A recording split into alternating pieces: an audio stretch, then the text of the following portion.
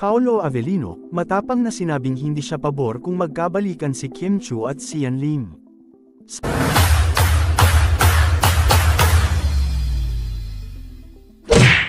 Sa kasalukuyang pag-usbong ng tambalang Kim Chu at Paolo Avellino sa showbiz, kapansin-pansin ang espesyal na pag-aalaga ni Paolo sa kapareha.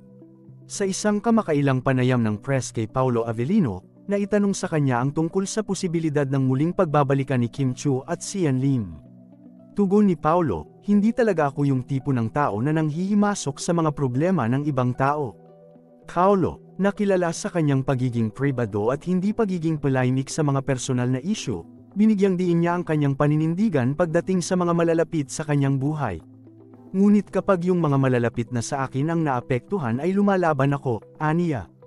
Ipinahayag niya na sa kanyang palagay, mas makabubuti kay Kim na mag-move on muna at mag-focus sa kanilang mga paparating na proyekto sa halip na muling pumasok sa isang relasyong maaaring magdulot ng hindi magandang epekto sa kanya.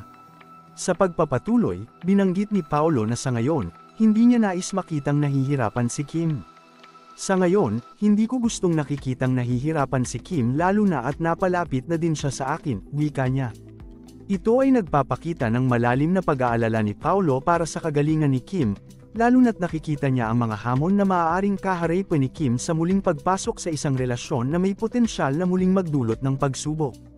Ang ganitong mga pahayag mula kay Paolo ay nagbibigay ng bagong perspektibo sa kanyang pagkatao at kung paano niya pinahahalagahan ang mga taong malalapit sa kanya.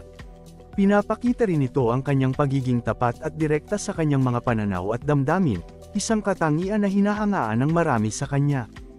Habang patuloy na umuusbong ang kanilang tambalan sa trabaho, maraming tagahanga ang nagpahayag ng suporta sa posisyon ni Paolo, na nagsasabing ito ay isang magandang halimbawa ng pagiging isang mabuting kaibigan at kasamahan sa industriya.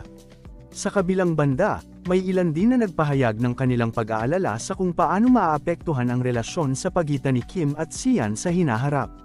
Sa huli, ang mga salita ni Paolo Avellino ay hindi lamang basta mga opinyon ng isang co-star kundi mga pahayag ng isang taong may malasakit at pag-aalala sa isang kaibigan.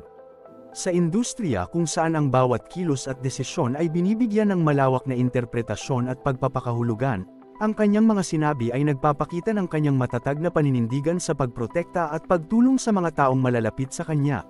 Isang bagay na maaaring magpatibay pa lalo sa kanilang samahan ni Kim at maging inspirasyon sa marami.